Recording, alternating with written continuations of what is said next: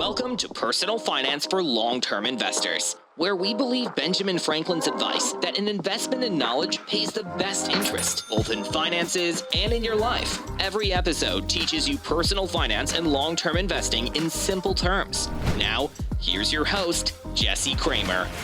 Hello and welcome to episode 110 of Personal Finance for Long-Term Investors. My name is Jesse Kramer. By day, I work for a fiduciary wealth management firm helping clients all over the country. For more details, you can go to bestinterest.blog/work. Link will be in the show notes.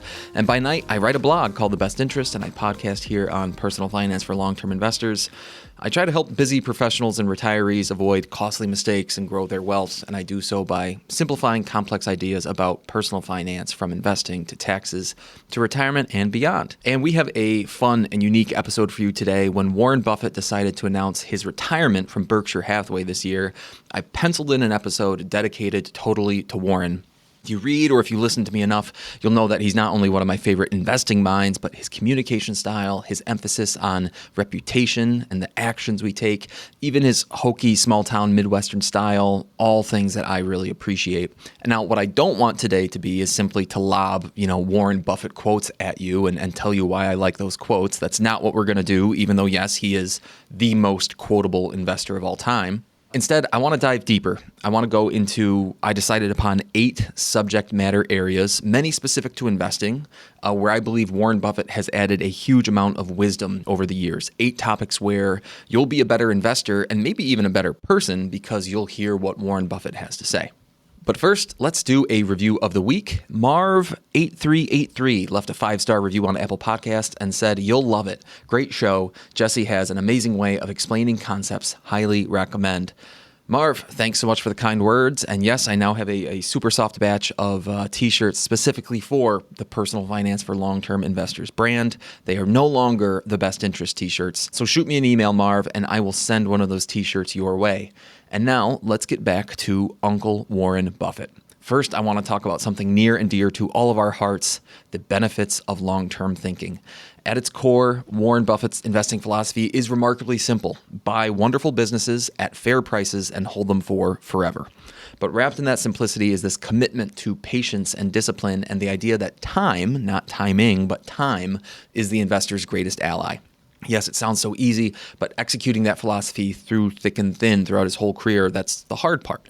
He taught that investing isn't about reacting to headlines or timing the market. It's about aligning with companies that produce real value over decades.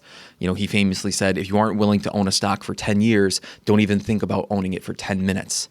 That mindset pushes investors to think less like traders and to think more like owners, right? We are all owners. We own shares of businesses. You wouldn't buy a local farm or a local pizzeria to own it for just a month or even just to own it for a year. You would probably have a multi-year business plan in mind, maybe even a decade or an infinite business plan, an indefinite business plan in mind. And the same goes for owning stocks. Buffett also redefined what it means to quote-unquote do nothing. In our world that's kind of obsessed with action and optimization, he champions inactivity really as a strength. He has this famous quote where he said, "Lethargy, bordering on sloth, remains the cornerstone of our investment style." Yes, of course it's funny, but it's also this profound statement on allowing long-term compounding to do the heavy lifting. You only have to make a few good decisions, and then you can let compounding of time take care of the rest. And then there's his temperament. Buffett showed that investing success isn't just about IQ or models, it's really about behavior. Granted, if you've heard Buffett talk, especially when the numbers are involved, yes, he also has a very impressive IQ, so it kind of oozes out of him, I guess. But nevertheless, when the markets panic, long-term thinkers stay grounded. When other people chase fads, we stay the course. And Buffett proved that mental discipline and that emotional control are these durable competitive advantages, and we will come back to that phrase later. In doing all this, Buffett gave everyday investors like us a North Star. His letters, his interviews, his examples provide not just market insight, but really some life guidance to think long-term, to stay rational, to let the compounding of time do its quiet work. And it really is quiet work. I'm a little over a decade into my personal investing timeline. And granted, it's been one heck of a decade to be invested in stocks, but man, there's some pretty quiet yet impressive growth that happens over a decade. Sometimes that quiet compounding actually gets pretty loud and impressive. Next, I want to talk about a different and interesting Buffettism. It's the circle of competence. Warren Buffett famously said, know your circle of competence and stay inside it. It's another one of those ideas that is quite simple. It's almost too easy to ignore, kind of like eat your vegetables or get enough sleep. But part of Buffett's genius lies in that simplicity. He's not trying to sound clever. He's just trying to stay effective. Your circle of competence is what you actually understand. It's what you are competent in. It's not what you've skimmed through once on social media or what your buddy at the golf course ranted about. It's the stuff that you've dug into, you've studied and tested and internalized. It's the stuff that you could explain to a smart 12-year-old and have them actually get it. And most of the world, I think it's fair to say, is not inside our personal circles of competence. Only the stuff that we're truly an expert in is inside our circle of competence.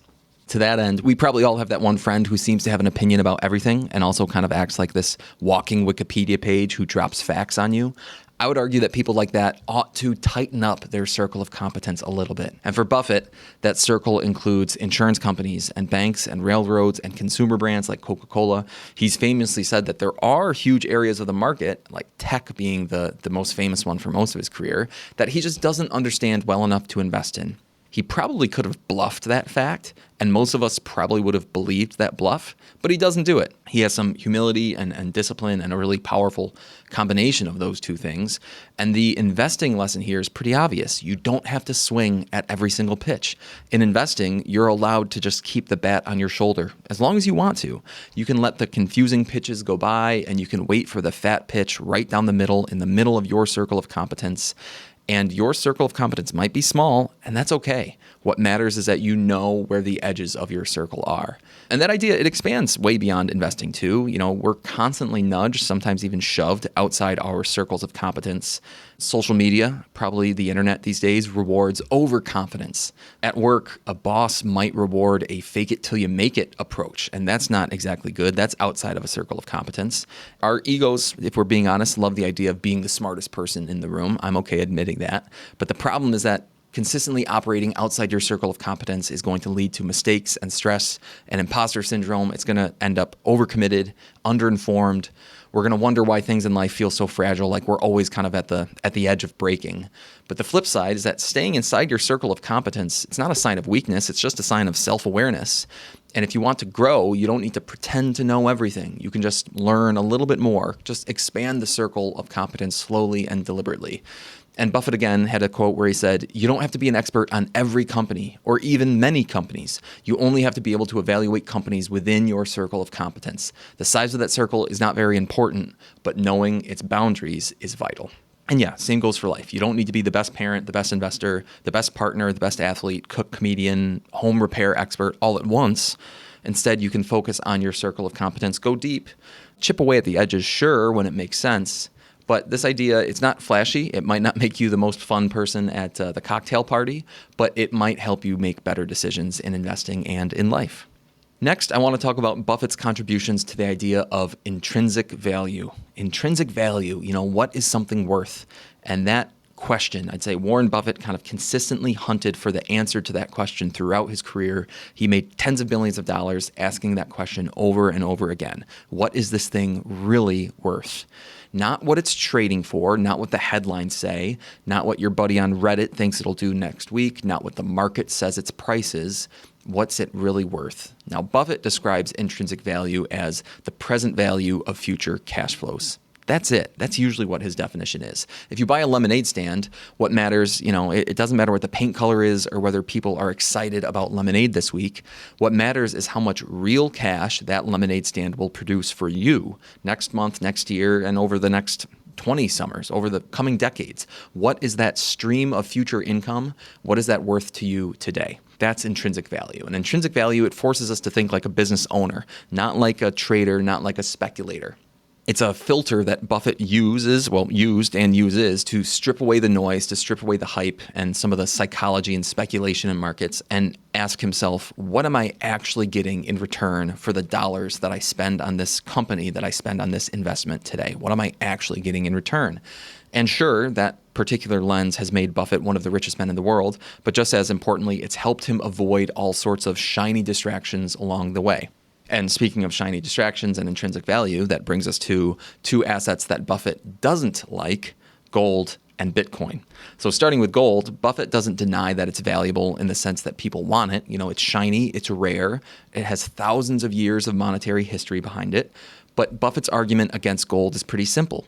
Gold doesn't produce anything. You can hold it, you can store it, you can polish it, but it doesn't grow. It doesn't generate income. It doesn't throw off cash flows. In Buffett's world, that means that its intrinsic value is basically zero. From his 2011 letter to Berkshire Hathaway shareholders, Buffett wrote, "Gold gets dug out of the ground, and then we melt it down, dig another hole, bury it again, and pay people to stand around guarding it. It has no utility." Of course, he's describing like bank vaults or safes there, digging another hole, burying it, and paying people to guard it. So gold has extrinsic value because another person will likely come along and buy it from us, but it has no intrinsic value. It has no growth engine built into it. Now, onto Bitcoin, Buffett's even less enthusiastic. In 2022, he famously said, "If you told me you owned all the Bitcoin in the world and you offered it to me for $25, I wouldn't take it. Because what would I do with it? It doesn't reproduce, it doesn't send me a check, it doesn't do anything." And that argument I actually find is particularly interesting because if you did own all of the Bitcoin in the world, who would you trade it with to give you value? If I own all of the Apple stock in the world, if I'm the 100% owner of Apple as a business, I bet someone would be willing to come along and buy some of that Apple from me because equity in Apple does have intrinsic value because the company sheds off cash flow to investors. But if all the Bitcoin in the world is in one person's hands, would the rest of us feel a need to buy some from that person? Are we missing out on something if one person owns all the Bitcoin? I think that's a pretty interesting and convincing thought experiment. But before the laser-eyed crypto crowd comes after me, does that mean that gold and Bitcoin are worthless? Well, no. They have market value, they have subjective value, and that's extrinsic value. And in Bitcoin's case, you can make the argument around, say, the network effects and scarcity and its role as a store of value or alternative currency. That's fine. But in Buffett's framework, price is what you pay and value is what you get. And if there's no future cash flow, then there's no intrinsic value to anchor you to a future price. Buffett's idea of intrinsic value doesn't just work for giant companies or investment portfolios. It works for normal people too, just looking to invest their 401k or make sense of a volatile world. It reminds us to ask, what am I really buying? What am I expecting to earn from this investment in the future? Is this investment producing something real internally, or am I just hoping that someone will pay more later than I paid today? And that can be a compass to help us out in confusing markets. Gold shines when the world gets nervous. Bitcoin spikes, usually on stories and hope. But cash-flowing businesses, ones with pricing power and loyal customers and long-term demand, those are the kind of assets that Buffett would bet on, and those are the ones that tend to hold up over decades. At its core, intrinsic value is a mindset. It says you don't need to predict the next trend. You don't need to out-hype the crowd. You just need to understand what you own, why you own it, and what it will give you or provide to you in return. Sometimes that's a stock. Sometimes it's rental property. Sometimes it might be bonds. It could be just boring old index funds. But if you know the cash flows and you pay less than what they're worth, you're probably on the right path. And if you don't know the cash flows, well, you might want to ask yourself, is this investing or am I just speculating? Buffett's circle of competence doesn't include gold or Bitcoin, but it does include clear thinking, patience, and knowing what something's really worth. That is intrinsic value. The next big Buffett topic. So, how do you know that your investment choices aren't too risky? Well, Buffett would suggest that you need a sufficient margin of safety. It's a funny thing. If you listen enough to Buffett, his sense of humor is great, and often it's in the gutter. And if you had to pick one of his more innocent gutter quotes, it's that only when the tide goes out do you discover who's been swimming naked. In investing, that principle is all about the margin of safety. It's not just a financial idea. It is a way of thinking about risk in general and uncertainty in general and just the future. I would argue it's how smart people stay solvent, how they stay in the game, how they sleep at night. So we'll start with the investing version. Buffett borrowed the concept of margin of safety from his mentor, Benjamin Graham. Ben Graham, the father of value investing. Like many of us, Buffett stood on the shoulders of giants, and specifically on the shoulders of Benjamin Graham.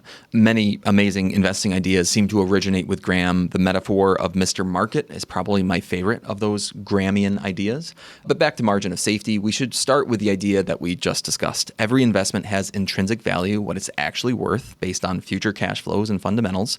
But we're not not perfect, right? We're humans, we make mistakes, the future is uncertain, our spreadsheets won't always match reality. So what do we do about that fact? Well, we build in a cushion. We aim for undervalued assets that give us some breathing room, that give us a margin of safety in case we're wrong. If we think that a company's intrinsic value is $10 per share, we should only purchase it if it's selling for $7 or $8 per share. That difference, that's our margin of safety. Buffett put it this way: you don't try to drive a 9,800-pound truck over a bridge that says limit 10,000 pounds. Instead, you go down the road a bit and you find a bridge that says limit 15,000 pounds. Margin of safety protects us from two scary realities in investing. The first is just being wrong, and the second one is bad luck, right? Maybe this business that we're looking at, maybe it hits a rough patch. Maybe interest rates go haywire or our analysis was just off.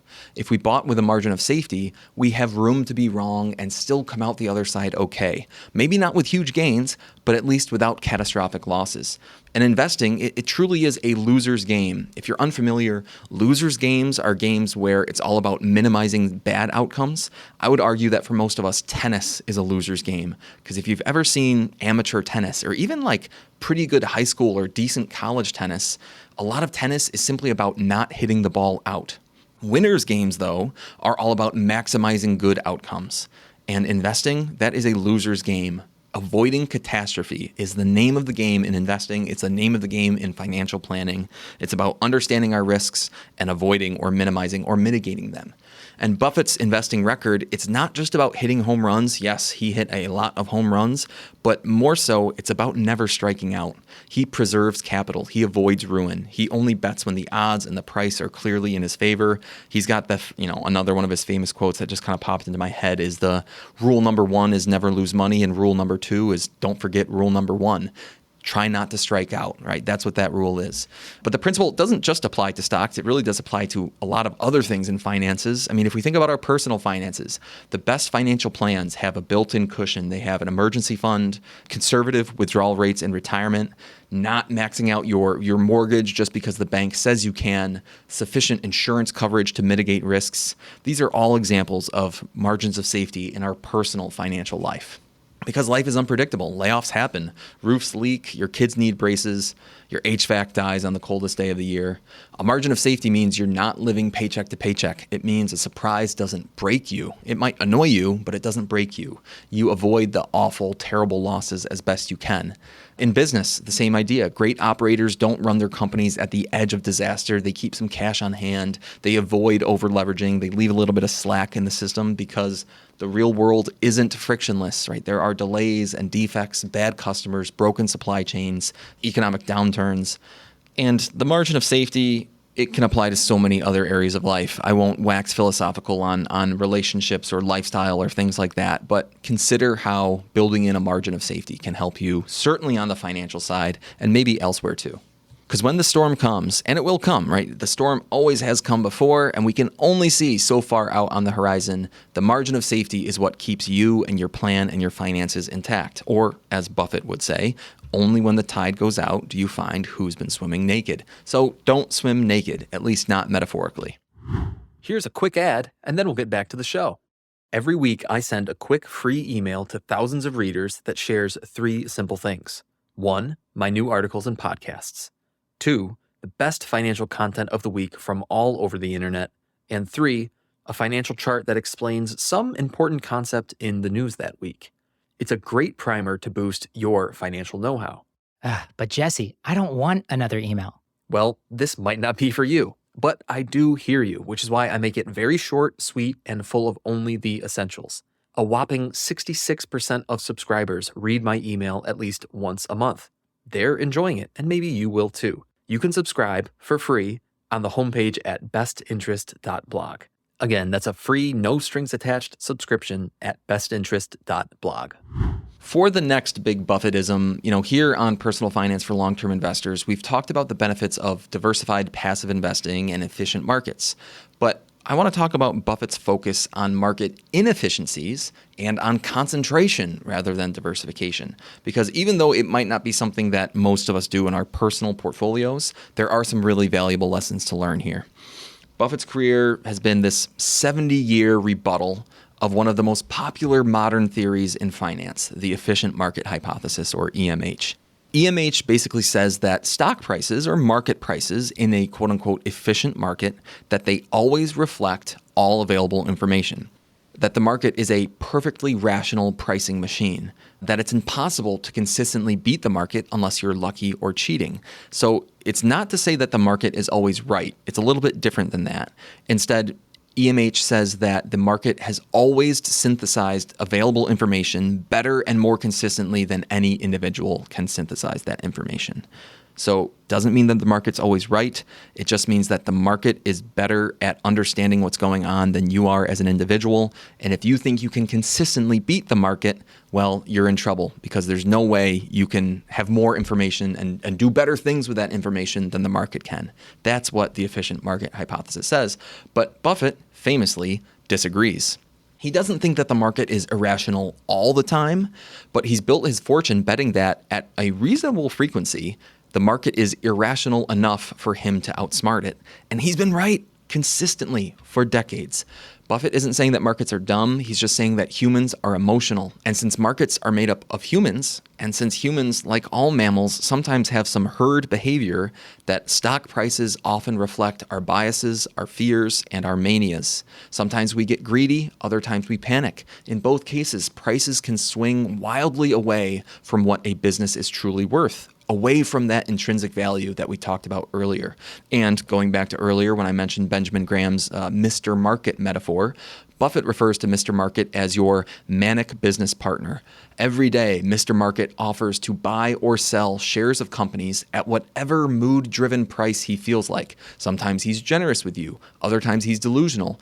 Part of Buffett's genius is waiting until Mr. Market is being irrational in Buffett's favor by essentially selling $1 bills for 70 cents, and then Buffett pounces. In doing so, he's made billions by disagreeing with the idea that markets are always right, by disagreeing with the efficient market hypothesis. EMH, it lives in the halls of academia. It's very clean, it's elegant, it's mathematically satisfying, it's logically satisfying, but the real world and investing in the real world is messy, and prices get distorted. Fear sometimes spreads faster than spreadsheets would recognize, and not all investors are rational, well-informed agent. In fact, most aren't. Buffett once joked, "I'd be a bum on the street with a tin cup if the markets were always efficient." Because if prices were always right, there'd be no such thing as a cheap stock. There'd be no undervalued business. There'd be no opportunity to buy Coca-Cola at a 40% discount during a market sell-off. But Buffett did exactly that and made billions in the process. If EMH was right, there'd essentially be no risk or volatility in the market. If EMH was perfectly right, we would have a much different feeling stock market than we currently do. But we should pivot here to Buffett's other quote-unquote heresy, at least compared to the way that most of us invest. He doesn't really diversify. I mean, I guess at this point he diversifies a little bit, but he certainly doesn't diversify in the way that conventional wisdom says you should. Modern finance says to own hundreds of stocks, to spread out your bets, to reduce risk, to not put too many eggs in one basket. But Buffett's approach is more like you should put all your eggs into very few baskets that you've analyzed very, very critically, and then you should wash those baskets very carefully. He believes in concentration. When he finds a business that's deeply undervalued or of extremely high quality, and it's within his circle of competence, it's run by trustworthy managers, he buys big. That's how Berkshire Hathaway ends up with massive positions in Apple and Coca-Cola and American Express. Not to mention the real way that Berkshire has grown so much. You know, Berkshire's kind of famous for owning Apple and Coca-Cola, but the real way that Berkshire has grown so much is by buying entire privately held companies outright. He's not trying to own a little bit of everything. He's trying to own a lot of the very best things bought at the right price. And that's a key reason why he's outperformed for so long. When most investors are taking a little bit of everything, Buffett's waiting for the pitch to be right down the middle, and then he swings hard. But yes, Buffett did also say that indexing is smart, and we should touch on that. And this is where kind of nuance matters. Buffett has said that for most investors, including many of us listening, for most investors, diversification is the way to go because most people don't have the time, the skill, or the temperament to identify these inefficiently priced businesses and to concentrate in them wisely. So instead of pretending that you're Warren Buffett or the next Warren Buffett, or that you have the time to even be half of what Warren Buffett is, it's probably better to own the whole market and to do so cheaply and to let compounding do the rest. That's not a contradiction. It's just an acknowledgement of reality. For the skilled few investors out there, inefficiencies do exist. They aren't necessarily easy to find or to exploit, and Buffett had the right temperament and the right framework and the right discipline to act when others couldn't. So yes, most people should diversify, but for Buffett, concentration in a few mispriced gems, that's exactly what made him rich. Buffett didn't just reject efficient markets, he really crushed them, and he showed us in practice some of the issues with the efficient market hypothesis. So the efficient market hypothesis says you can't beat the market. Well, Buffett says maybe you can't, but I can, and I did. And if you're not Buffett, that's fine. Just own the whole haystack. Just don't be surprised. And you should remember that there's still a needle there in the haystack. And every so often, someone with the right skills and the right mindset is going to be pretty good at finding those needles. The next Buffettism I want to go down is the frequently cited ideas of economic moats. In business speak, an economic moat is a durable competitive advantage that a company has that protects it from the competition. Just like a medieval moat protected a castle from would-be invaders, the wider and the deeper the moat, the harder it is for rivals to attack. And Buffett spent a lifetime looking for castles with moats, and just as importantly, for trustworthy, royalty, kings and queens to sit inside of those castles.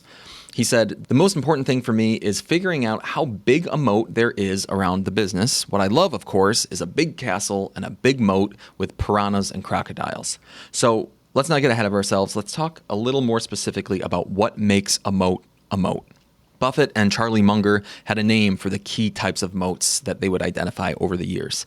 First, they looked for brand. So when you think Coca-Cola, Apple, Disney, you're not just buying sugar water or tech gadgets or cartoon movies. You're buying trust and nostalgia and identity. Those names, Coke, Apple, Disney, they mean something to us beyond just what the products are. That's brand. The next moat they talked about are network effects. The more people who use a service, the more valuable it becomes. So if you think of Visa or MasterCard, they have these huge networks of payment processors. Modern examples might be Airbnb or LinkedIn. These network effects, they're typically compounding in nature, right? So 200,000 users of LinkedIn isn't just twice as good as 100,000. It might be 10 times as good. And for each additional user, it just compounds the network bigger and bigger and bigger. The next moat that companies have are cost advantages. If you can produce or distribute something cheaper than anyone else, you've got an edge. Two examples here might be Walmart because of their scale or Geico because of their underwriting model. There are things that Walmart and Geico can do with their scale that protects them against upstart competition. The next moat is switching costs. For some companies, it can be painful for customers to leave you, whether due to logistics or cost or complexity, and you've built a moat around your business because of that. So one example might be enterprise software like Oracle or Salesforce. There might even be times in our own lives where changing dentists or starting to use a new grocery store and trying to figure out the new store layout has this annoying switching costs, and that inertia of annoyance, we might not want to switch. Certain companies and certain services, they can magnify these switching costs to a huge degree. It's not that they're trying to be annoying to switch away from, it's just the nature of their work. And that stickiness, that switching cost, is a big competitive advantage and a big moat. The next moat is regulatory protection. This one is certainly not sexy, but Buffett owns utility companies for a reason. When regulation grants you a near monopoly, that is a moat that's enforced by law. And the last one that they would look for is intellectual property. So patents and trademarks and proprietary technology offers a strong defense for a company. Now, sure, Buffett was not very enamored with tech throughout his career, Apple being the one notable difference, but that moat is still a relevant one here in 2025. Now, one of the key attributes of these moats is durability. A moat isn't just some flash-in-the-pan advantage. It's a structural feature of a company that lets the business fend off competition for years, if not decades, into the future. But Buffett doesn't just want to own moaty businesses. He also wants to own them at a fair price. That's really the sweet spot. Because a great moat might already be priced into the company. And if you're paying too much for a company, even the best moat can't protect you from poor returns. And I think this is an interesting lesson that, we can, if we want to, apply it to our own life. And for me, I think about the skill sets that we each have that are just hard to replicate, or maybe the networks that we've built over time, or the reputations that we've built over time. Are you known for a rare technical ability? Have you cultivated relationships in your network that keep on opening doors for you?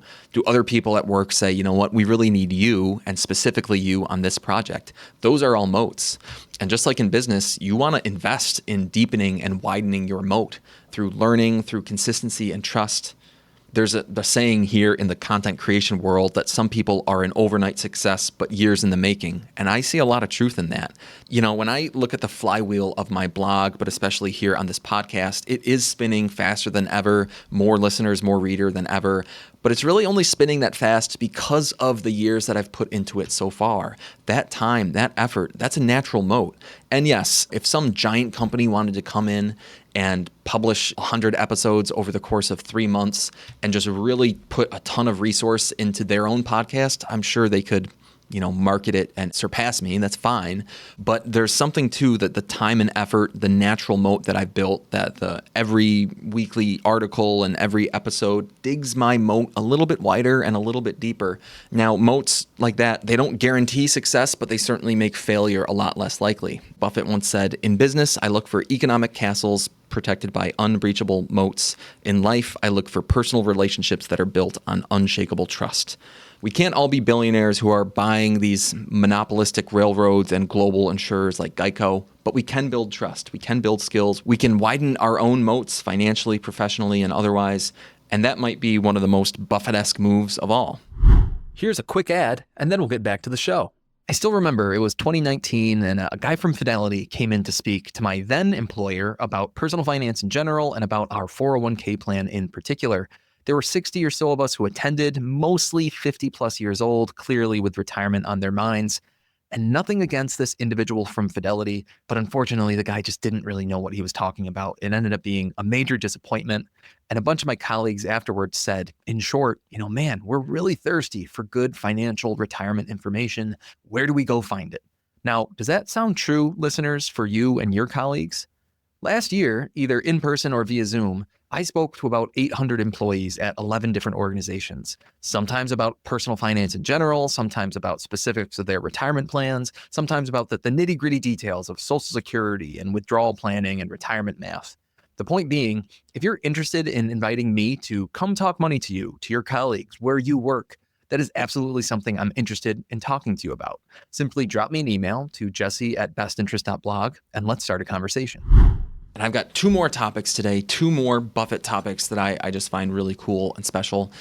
Buffett has always had a great way of tackling issues where too few people understood the risk involved, but Buffett wasn't afraid to speak up. One of my favorite examples of that is derivatives.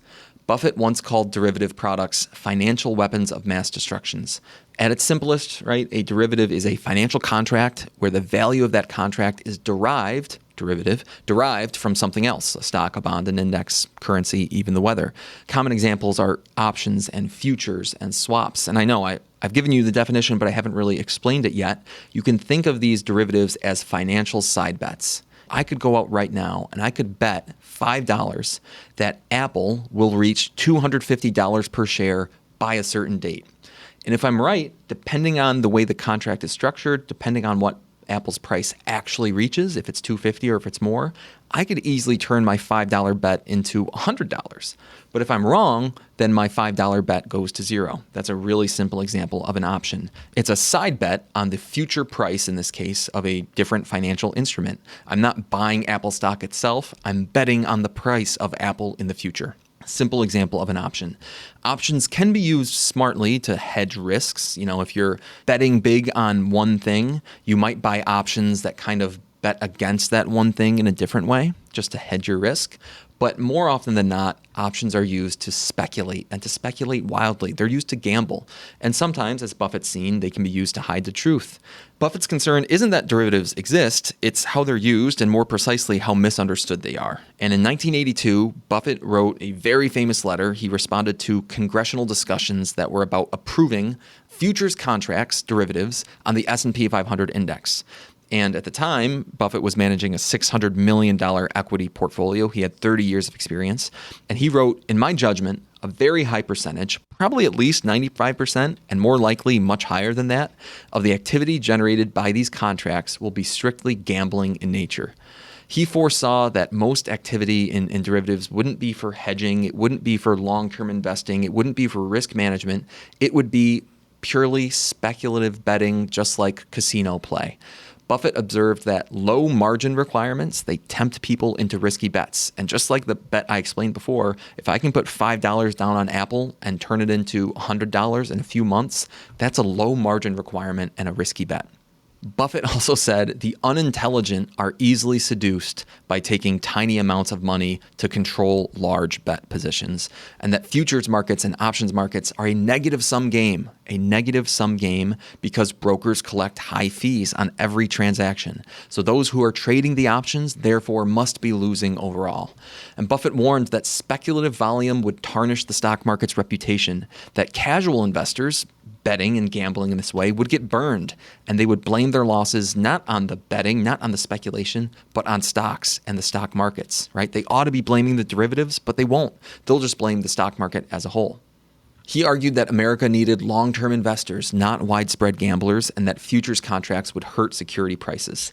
He said, the propensity to gamble is always increased by a large prize versus a small entry fee, which I think makes sense, right? When you see the lotto sign on the billboard driving down the highway that the Powerball jackpot is now $10 billion and you can go buy a Powerball ticket for $5, that's a large prize versus a very small fee, and it gets a lot of people to go and gamble. Buffett also said that futures markets would be overwhelmingly detrimental to the security buying public. It's an amazingly prescient letter written 43 years ago, but helping to explain some of what we've seen in financial markets over recent years. What follows for the next minute or so is one long quote. Buffett said, "You will have people wagering as to the short-term movements of the stock market and able to make fairly large wagers with fairly small sums. They will be encouraged to do so by brokers who will see rapid turnover of customer capital, the best thing that can happen to a broker in terms of his immediate income. A great deal of money will be left behind by these 95% as the casino takes a bite of each transaction. We do not need more people gambling in non-essential instruments identified with the stock market in this country, nor brokers who encourage them to do so. What we need are investors and advisors who look at the long-term prospects for an enterprise and invest accordingly. We need the intelligent commitment of investment capital, not leveraged market wagers. The propensity to operate in the intelligent pro-social sector of capital markets is deterred, not enhanced, by an active and exciting casino operating in somewhat the same arena, utilizing somewhat similar language and serviced by the same workforce." Boom. Dropping the hammer on him, Warren Buffett. But I will say, not to pick on Robinhood, but okay, I'm going to pick on Robinhood a little bit. There are others out there. Robinhood's probably just the most well-known. When you can easily download an app, trade options, and you get confetti thrown at you on screen for winning money, that feels like a casino. And that's not exactly the intelligent pro-social sector of capital markets that Warren Buffett is referring to. So, good for Warren for taking a stand against derivatives and often taking a vocal stand to explain things, especially risky things, that other people in the markets weren't either addressing, weren't aware of, or needed someone smart to come in and explain. And the last topic today, the last Buffettism that I think Buffett just added a lot of wisdom to over the years, is trust and character and reputation. Yes, he's the Oracle of Omaha, a stock picker, a value investor, a capital compounding savant, but his true edge isn't intelligence or investing acumen. It's trust and character and reputation. Because once you've built a reputation for honesty and reliability, people want to do business with you, as we've seen with Warren Buffett. They trust you with their money, their careers, and their futures. And in a world full of spreadsheets and tickers and technical one-upsmanship, Buffett reminds us that the most valuable asset doesn't really show up on a balance sheet. It's your name. He said, "It takes 20 years to build a reputation and 5 minutes to ruin it. If you think about that, you'll do things differently." Buffett's entire empire at Berkshire Hathaway is built on trust. It's not a coincidence. In fact, it's pretty remarkable that many of Berkshire's deals, especially those done in a hurry, they come together without term sheets, without endless due diligence, without the legal footnotes. And as scary as that might sound in today's litigious world, those deals are built on trust because people want to sell to Buffett. If you've ever listened to some of the stories and some of the shareholders meetings, there are some giant companies that proactively reach out to Buffett and they say, "We're selling and we want to sell to you." And if you think about that, if you were in Buffett's position, you might say, "Boy, if you're coming just to me, I'm going to offer you a really lowball price." But that's not the case. Buffett would offer a fair price. These people are reaching out to Buffett. They want to partner with him because they trust him to do what he says he'll do. From the owners of the Nebraska Furniture Mart, one of the largest furniture stores in the country, to the family behind the BNSF Railway, Buffett is known for keeping his word and treating these companies fairly, treating the people fairly. He doesn't renegotiate terms down the line. He doesn't backstab. He doesn't nickel and dime. When Buffett took over Salomon Brothers in the early 90s, 1991, he famously testified in front of Congress, "If you lose money for the firm, I will be understanding. But if you lose a shred of reputation, I will be ruthless. Yes, profits are nice, but integrity is more important. Integrity scales." When Buffett buys a company, he wants to leave the founder or the CEO in place. You heard that right. Buffett doesn't want to start leading the company. He wants to leave the management team in place. No micromanaging, no cultural transplant, because he trusts the people he invests in, and he only invests in people he can trust. One of his more famous lines is about this trifecta he looks for in a business partner. He says, "We look for 3 things when we hire people: intelligence, energy, and integrity. Because if you don't have the last one, the first 2 will kill you." Again, intelligence, energy, and integrity. If you don't have the last one, integrity, the first 2 will kill you. You can't really outsource trust. You can't fake character. You either have it or you don't. Eventually, the cream will rise to the top. And Buffett's entire framework, his investing style, his management philosophy, his public image is built around filtering for that trust. You see it in his partnerships, like with Charlie Munger. It was a 60-year relationship that never required a contract. You see it in the way Buffett handles Berkshire Hathaway's annual meetings, right? Transparent and unscripted and honest, even when it's uncomfortable. You see it in the shareholder letters. He doesn't dodge the bad years or the bad performance. He owns it. And in doing so, he earns even more trust. Back to the Salomon Brothers scandal, when Buffett joined the board in 1991 to help that firm survive a major scandal it was going through involving illegal treasury trading, Salomon's reputation was in the gutter and morale at the firm was crushed. And the feds were really circling in, about to close the firm.